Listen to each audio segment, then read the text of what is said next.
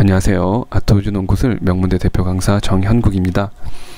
이 시간에는 2023학년도 중앙대학교 학생부 전형에 대하여 분석해 보도록 하겠습니다.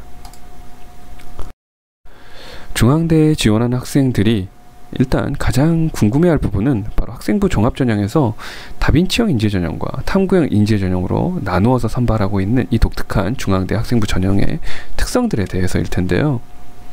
저는 이에 대해서 수능 최저기준과 자소서, 면접의 유무, 그리고 이를 통해 구체적인 평가 방식까지 한번 살펴보면서 각각의 전형들을 먼저 비교 분석을 한번 해볼 거고요. 그리고 각각의 전형들에 있어서 전형별 3개년 결과들을 분석하면서 어떤 학생이 어떤 전형에 더욱더 적합할지 한번 판단해보는 시간을 갖도록 하겠습니다. 먼저 수능 최저기준의 유무인데요. 학생부 교과에서는 국영수탐 3합7 이내라는 수능 최저기준을 적용하고 있고, 학생부 종합, 다빈치형, 탐구형 모두 다 수능 최저기준은 적용하고 있지 않습니다. 다음으로 중요한 특성이 자소서와 면접의 부분이라고 할 수 있겠는데요. 학생부 교과에서는 자소서, 면접이 모두 적용되지 않고, 다빈치형 인재전형과 탐구형 인재전형에서는 자소서와 면접들을 각각 다르게 적용해서 평가하고 있는데요. 다빈치형 인재전형에선 자소서와 면접을 모두 적용하고 있습니다. 다만 탐구형 인재전형에선 자소서만 제출하고 면접은 없는 전형인 거죠. 사실 단순히 그냥 자소서가 있냐 없냐의 문제가 아니라 이를 통해서 이 두 전형의 컨셉들을 한번 살펴볼 수 있겠는데요. 그러니까 다빈치형 인재전형과 같은 경우에는 학생의 종합적인 능력을 통해서 평가하는 정성평가로서 고등학교 때는 비교적 계열적합이라든가 그 학과에 적합한 어떤 그러한 활동들이 다소 부족할 수는 있겠으나, 충분히 학생이 학습에 대한 열의가 있고 이에 대한 종합적인 능력들이 있어서 학교에 들어온다면 충분히 잘 해볼 만한 그러한 학생의 어떤 능력들을 보여주고 있다면 뽑아가고 싶어하는 그러한 전형이다, 이렇게 생각해 볼 수 있겠습니다. 그래서 면접을 통해서 학생의 이 성취 능력, 그리고 학생의 인성적인 부분들을 한 번 더 평가해 보고 싶어하는 전형이 바로 다빈치형 인재 전형이다, 이렇게 생각해 볼 수 있겠고, 탐구형 인재 전형과 같은 경우에는 애당초 고등학교 때 그 계열과 그 학과에 적합한 활동들을 얼마나 수행했었는지 이걸 살펴보고 싶어하는 전형이라는 것이죠. 그래서 자소서 안에서 생기부와 같이 면밀하게 자신의 어떤 이 고등학교 생활에 대한, 그리고 대학교 들어가서 배워볼 만한 내용들에 더욱더 적합한 내용들을 잘 적어낼 수 있는 그러한 이 내용들이 필요하다, 이렇게 볼 수 있겠습니다. 그래서 각각의 전형들이 이렇게 다른 이 평가 요소들을 가지고 있다라고 볼 수 있는 것이죠. 구체적인 평가 방식에서 이제 더 자세히 드러난다라고 볼 수 있겠는데, 학생부 교과 같은 경우에는 지역균형 전형으로서 역시 교과 90, 비교과 10에 100% 정량평가, 서류로만 평가하는 그런 전형이라고 볼 수 있겠습니다.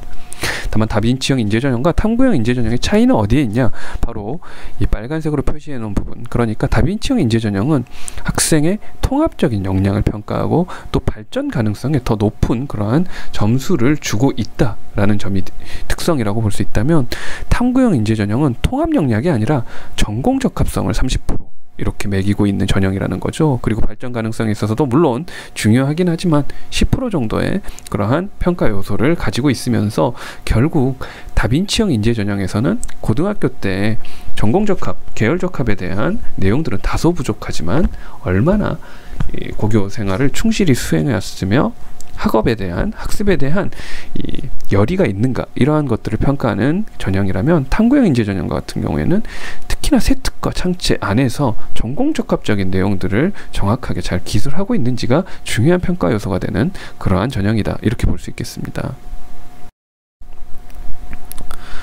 지역균형인 학생부 교과에 있어서 내신 컷들을 한번 살펴볼 필요가 있겠는데요. 역시 2점대 안에서 주로 형성되는 그러한 점수대들을 볼 수 있는 것이죠. 그래서 가장 중요한 이 내신의 적합성에 있어서 학생의 자신이 내신 평균, 내신 70컷 정도에 어느 정도 그래도 안정적으로 들어갈 수 있는지를 평가해보는 요소가 중요하겠다, 이렇게 생각해보면 되겠습니다.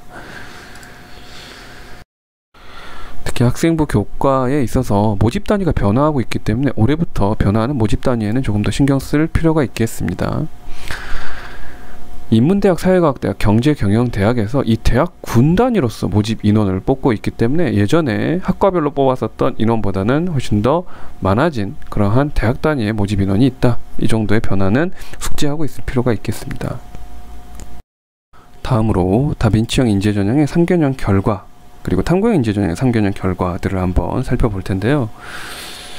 특히나 이번에 조금 눈여겨봐야 할 것이 모집 인원의 변화입니다.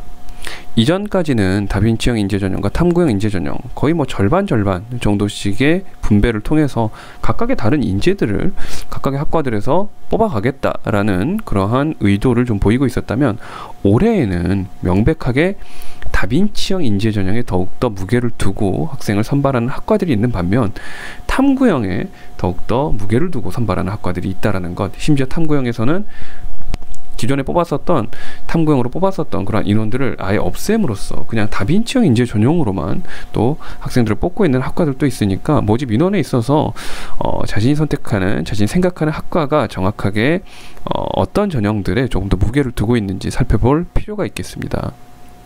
다음으로 내신의 평균, 내신 컷을 한번 생각해 볼 필요가 있겠는데요. 다빈치형 인재전형과 같은 경우에는 대략 2점대에서 그러한 내신의 평균이 형성되고 있는 것을 살펴볼 수 있습니다. 역시 정성평가이기는 하지만 학생의 어떤 학습 능력, 통합적인 학생의 학습 열의, 이런 것들을 살펴보는 전형이기 때문에 내신의 평균이 다소 높게 형성되는 것이다. 이렇게 살펴볼 수 있겠고요.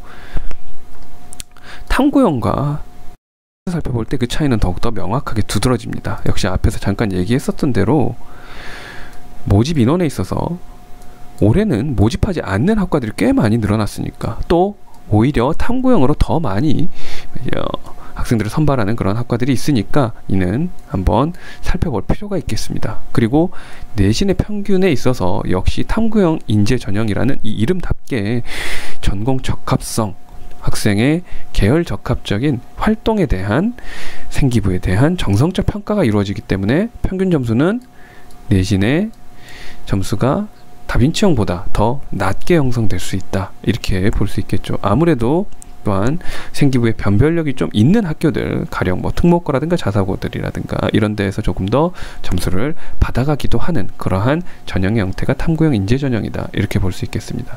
다만 특목고나 자사고에 대해서 뭔가 가점을 주는 것은 아니니까 자신이 얼마나 계열 적합적인 부분에 있어서 보다 집중해서 생기부가 잘 짜여져 있는지에 대한 판단이 중요하겠다. 이렇게 생각하면 될 것 같습니다. 그래서 계열 적합적인 생기부에 대한 완성도가 높은 학생과 같은 경우에 탐구형 인재전형을, 그리고 자신이 계열적합적인 것들은 다소 떨어지지만 그 안에서 나름의 충실한 활동들을 해오면서 면접을 통해서 또 조금의 어떤 점수들을 획득해 보고자 하는 학생과 같은 경우에는 다빈치형 인재전형을 선택하는 것이 옳은 학생부 전형에 대한 판단이다. 이렇게 볼 수 있겠습니다.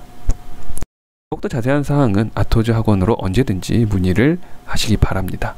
더 1:1 상담을 통해서 더 정확한 선택들을 한번 들어볼 수 있는 기회가 될 것입니다. 저는 정현국 강사였습니다. 감사합니다.